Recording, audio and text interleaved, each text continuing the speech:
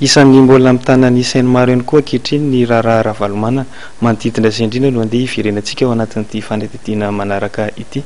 Manoloana ity raharaha ara-valomana ity dia manana ny heviny ny solombavambahoaka Rotain Rakotomanjato mikasika ny fampihavanam-pirenena, fampihavanana izay tokony isahana ny saramba-be-bahoaka araka ny nambarany. Sy ny Amerikanina rery fa ny comité international rehetra ny asika an'io dia mangataka an'izany zany io problemsika eto hoe ny olana dia izay hoe tokony raterahana ny zany ny fanarahany zany réconciliation nationale dia fampiarana hoe tokony vitaina le tondrosity hoe mbola tsy vita lizy mbola tavela foana igny hoe lalàna natao hoe izany normal ny Amerikanina raha nilaza amindreny hoe aloha mba atovy le izy ny olana mipetraka misy zao any amin'ny tataka zao mazy any amin'ny district misy any Arivomamo dia miantso zany FFM dia manao nanao ino zany coach natao dia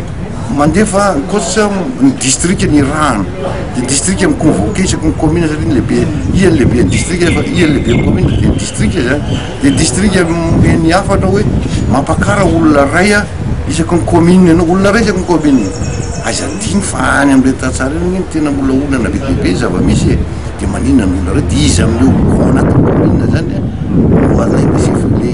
chef district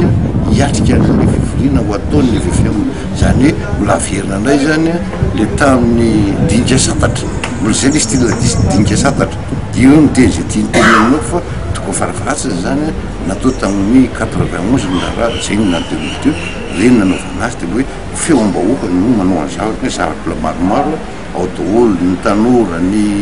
vavahana zay complet zany amin'ny district anankiray dia zay vao io retina avoaka zay zavatra hoe farantena izy ny réconciliation nationale zava-dehibe io be dehibe zavatra io azo vao niresaka tamin'ny rahalahy be dehibe na ren'le nanao fanjakana amin'ny zakatena ny problème rehetra tamin'ny 91 zarao enclavé ho Tananarivo zany angeny na tonga nisy raha tena tantara tsy voatena inona ny antony nisy ny fitonana nampiatra ny lalàna tamin'ireny hoe hozaranao Madagasikara zany hoe petraka ray zany hoe zarazarao Madagasikara zay natao zany hoe tantara zany historique be dehibe mihitsy asika an'io inona atovy le réconciliation tonga de grand pardon de vite